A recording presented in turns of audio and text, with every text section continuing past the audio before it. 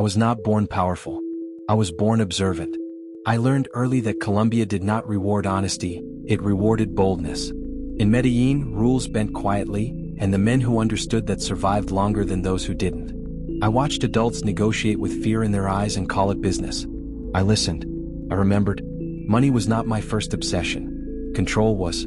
As a boy, I understood something many men never do. Poverty is not only the absence of money, it is the absence of leverage. When you have no leverage, your life belongs to other people's decisions. I promised myself that would never be true for me. I started small. Everyone does. Cigarettes, fake lottery tickets, stolen appliances. Nothing heroic, nothing dramatic. Just proof of concept. I learned logistics before I learned ideology. Supply, demand, silence. By the time I realized cocaine was the future, the market was already moving. Americans wanted escape in powder form, and they wanted it endlessly. I didn't invent the drug. I organized it. People like to say I built an empire out of violence. That's not accurate. Violence came later. I built my empire out of reliability. I paid on time. I delivered on time. I punished betrayal decisively. Consistency is more valuable than kindness in illegal economies. Medellin became my laboratory. Routes were mapped. Pilots were recruited. Chemists were protected. Politicians were approached. Not threatened yet, just approached. Everything was a negotiation until it wasn't. I did not think of myself as a criminal. I thought of myself as an alternative infrastructure. The state was inefficient. I was not. Every shipment that arrived safely reinforced the myth. Every dollar that moved through my hands made me more real, more permanent. I built houses. I built loyalty. I built fear, carefully, strategically. Fear is expensive. You only use it when you must. There were moments, brief ones, when I considered stopping. When I had more money than imagination. But money changes shape. It becomes influence. Influence becomes obligation. By then, stopping was no longer a decision I could make alone. I gave Medellin what the government never did: certainty, jobs, protection, spectacle. I was visible. That mattered. Children saw me as proof that the system could be beaten. Politicians saw me as a problem that could be delayed. The United States saw me as a statistic waiting to happen. I saw myself as inevitable. The first killings shocked me more than I ever admitted. Not because they were wrong, but because they worked. The silence afterward was absolute. That is intoxicating in a way no drug can replicate. Violence, once introduced, changes the equation forever. I justified it the way all men in power do: necessity, survival, stability, the greater good of my organization. I told myself I was preventing chaos by enforcing order. That lie lasted longer than it deserved. As the money multiplied, so did my enemies. Rivals, traitors, governments. The Americans started using my name publicly. That annoyed me. I preferred anonymity. Fame attracts amateurs and martyrs. I tried politics. I believed legitimacy could shield me.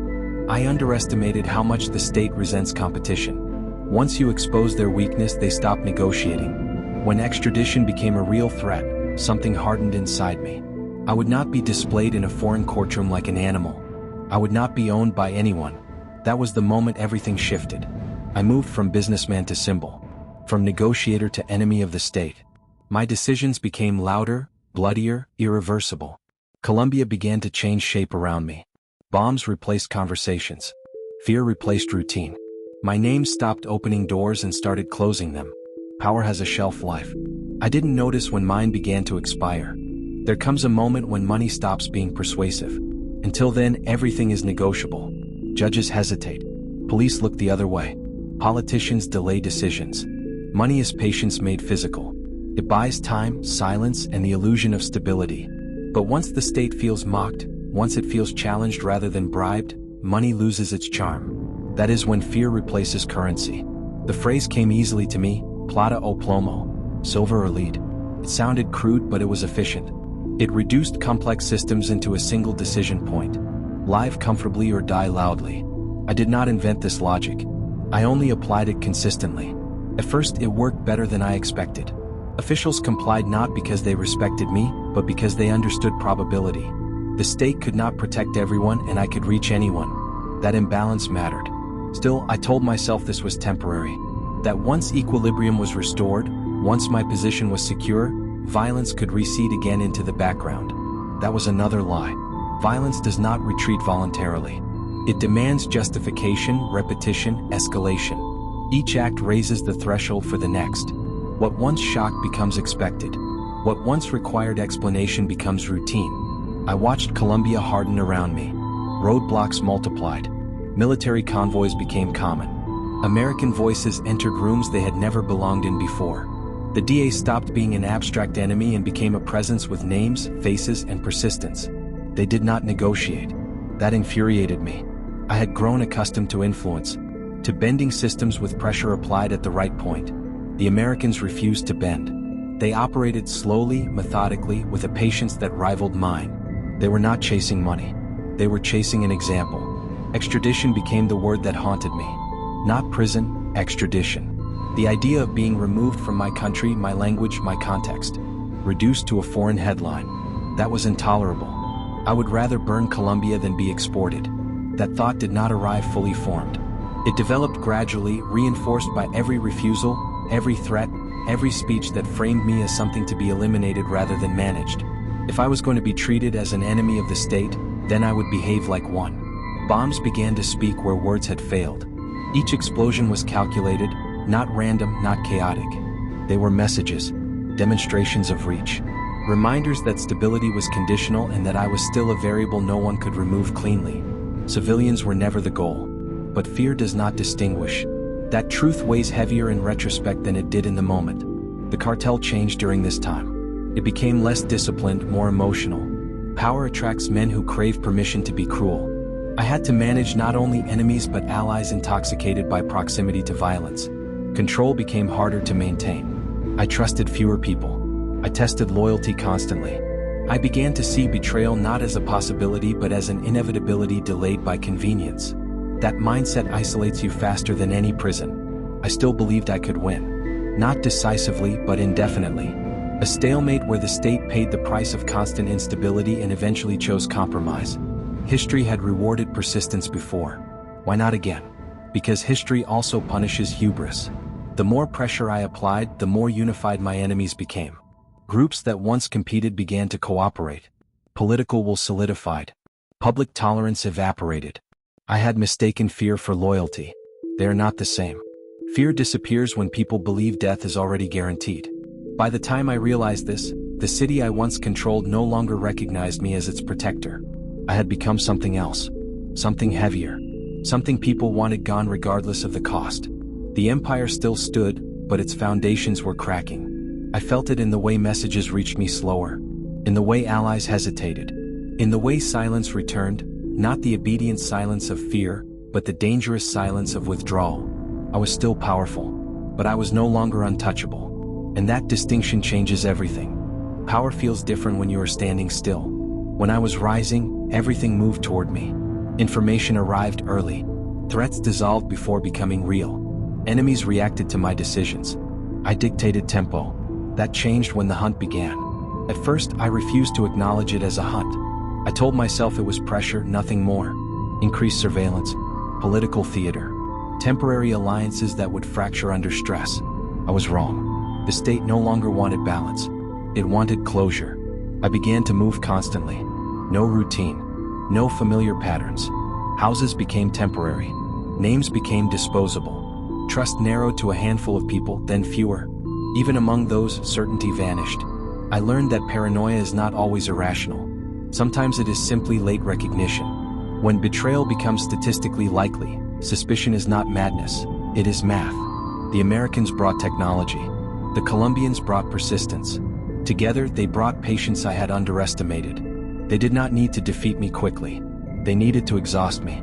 Exhaustion is quieter than defeat, but more effective. I could feel my world shrinking. Routes closed. Allies disappeared. Conversations ended abruptly. I stopped receiving information unless I demanded it, and even then it felt filtered, incomplete. Silence replaced intelligence. I had always believed that my presence inspired loyalty. In reality, it inspired proximity. When proximity became dangerous, loyalty evaporated. Los Peeps emerged from the shadows, a reflection of my own methods turned outward. Former allies, enemies, opportunists, united not by ideology but by the shared goal of my removal. They knew my language. That frightened me more than the police, because ideology can be negotiated. Personal vengeance cannot. I responded the only way I knew how, with pressure. But pressure requires leverage, and my leverage was eroding. Each action felt reactive rather than strategic. I was no longer shaping events. I was responding to them. My family became my greatest vulnerability. What once grounded me now anchored me in place. Every decision carried consequences beyond myself. That weight slowed me down. I could not move freely anymore. I could not disappear. I had built my identity on visibility, on myth, on presence. Now those same qualities made hiding impossible. The world knew my face, my habits, my voice. I had become too large to vanish. Isolation deepened. Days blurred. I spent long hours thinking, not planning. Revisiting early decisions, wondering which ones had locked me into this trajectory. There was no single mistake. There was accumulation. I understood then that my greatest error was believing power was something you could hold indefinitely. Power is borrowed. It must be renewed constantly. The moment renewal fails, decay accelerates. I began to sense the end approaching, not as fear but as certainty. The same certainty I had once inspired in others. I was tired. Not physically, existentially. Every option led to the same outcome, only with different timelines. Escape meant perpetual exile. Surrender meant humiliation. Continuation meant attrition. None of them offered resolution. I stopped thinking about legacy. I stopped thinking about victory. I thought only about time. How much remained. How it would end. The city I once ruled had turned hostile. Walls that once sheltered me now felt transparent. Every sound felt like surveillance. Every delay felt intentional. I was being compressed. The hunt was no longer active. It was patient. And patience is the most dangerous weapon of all. The final phase does not arrive with chaos. It arrives with narrowing. My world reduced itself to a few rooms, a few voices, a few hours at a time. I no longer thought in weeks or months. I thought in intervals. Between calls. Between movements. Between silences. Time stopped feeling continuous. I was constantly aware of walls, how thin they were, how temporary. Every place I stayed felt already abandoned, as if I were only visiting the past. Nothing belonged to me anymore, not even space. I had spent years surrounded by people. Advisors, guards, messengers, allies. Now proximity felt dangerous. Every additional person increased probability. Probability had become my enemy. I began to choose isolation deliberately. Not out of fear, but out of calculation. In isolation, thoughts grow louder. Without distraction, memory reasserts itself. I found myself revisiting my earliest motivations, not to excuse them, but to understand how ambition had hardened into inevitability. I remembered wanting to matter. That desire had never left me. It had simply changed shape. In the early days, recognition felt like validation. Later, it felt like armor. By the end, it felt like a target painted on my back. Fame is a liability when survival depends on anonymity. I had mistaken being known for being untouchable.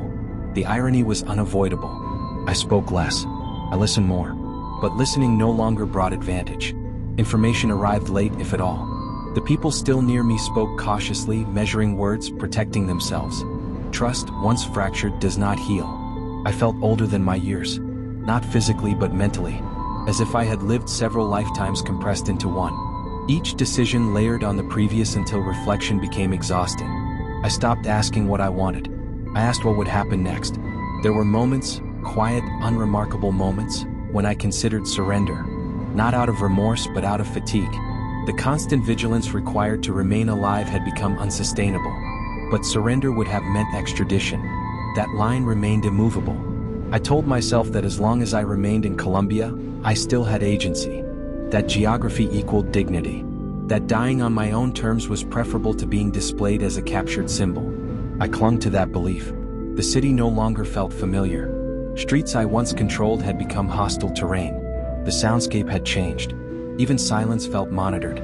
I had learned to recognize the difference between absence and anticipation. This was anticipation. I noticed how little anger I felt. There was no rage left, no defiance. Only acceptance layered with caution. I was not fighting history anymore. I was waiting for it. My body reacted before my mind did. Shorter breaths, sharper attention. A constant readiness that never relaxed. Sleep became fragmented. Dreams, when they came, were not violent. They were ordinary. That disturbed me more than nightmares would have. Ordinary dreams reminded me of the life that had been available but never chosen. A parallel existence I had disqualified myself from long ago. Regret is not dramatic. It is quiet. It surfaces without announcement and settles without resolution. I understood then that endings are rarely symmetrical. They do not match beginnings in scale or intensity. They simply close. The hunt had succeeded not because of force, but because of endurance. My enemies had waited longer than I could run. They had accepted losses I could not afford. The world had moved on without me. All that remained was convergence. I did not feel heroic. I did not feel tragic. I felt finite. For a man who had spent his life expanding, territory, influence, reputation, that finiteness was the final lesson. There is always a limit. I had reached mine. The end did not feel cinematic. There was no final speech waiting inside me. No moment of clarity that rearranged everything into meaning. What arrived instead was convergence, the quiet alignment of events that no longer required my participation. I had known it was coming. Not in the dramatic sense people imagine, but in the practical way you know a door will eventually open when footsteps stop outside it. The pressure had been consistent for too long. The circle had tightened too evenly. There were no gaps left to exploit. I had run out of time, not options. When I think about my final days, what stands out is how ordinary they felt. Fear had burned itself out. What remained was focus. Attention narrowed to minutes, to sounds, to space. Life became procedural. I was not thinking about legacy. Legacy belongs to people who believe they will survive their actions. I had moved past that illusion. What concerned me was dignity, however distorted that word had become in my mind. I told myself that remaining free until the end mattered, that it meant something. That dying without surrender preserved a version of control. Whether that belief was true no longer mattered. Belief at that stage was only a comfort. The city I once commanded no longer reacted to my presence. It did not bend or resist. It simply existed without me. That was the clearest signal of all. Power is real only while it alters behavior. Mine no longer did. I thought briefly about my family, about how proximity to me had shaped their lives in ways they never chose. I understood then that protection can become imprisonment when danger follows you everywhere. That knowledge arrived too late to change anything. The final moments were not about ideology or rebellion. They were about awareness, about recognizing that the narrative had escaped me long ago, that I was no longer the author of my own story. History does not negotiate with individuals. It absorbs them. I had spent my life trying to bend systems, markets, governments, fear itself. In the end, I encountered the one system that cannot be bribed, threatened, or delayed: time. When it was over, the myth collapsed faster than I expected. The empire dissolved. The stories multiplied. Everyone wanted a version of me that fit their needs. Villain, folk hero, cautionary tale. None of those versions were fully accurate. They were simpler than the truth. The truth is quieter. The truth is that power does not corrupt instantly. It accumulates slowly, justified at each step, until reflection feels pointless. The truth is that control can feel like responsibility, and responsibility can excuse anything if left unchecked. The truth is that no empire built on fear survives the moment fear changes direction. I'm not here to ask forgiveness. I'm not here to defend myself. I am here because history is not complete without the voice of those who believe themselves untouchable, until they weren't. This is not a warning. It is a record. I was there when ambition turned into inevitability. I was there when control became illusion. I was there when the myth ended. I was Pablo Escobar. And this was my witness.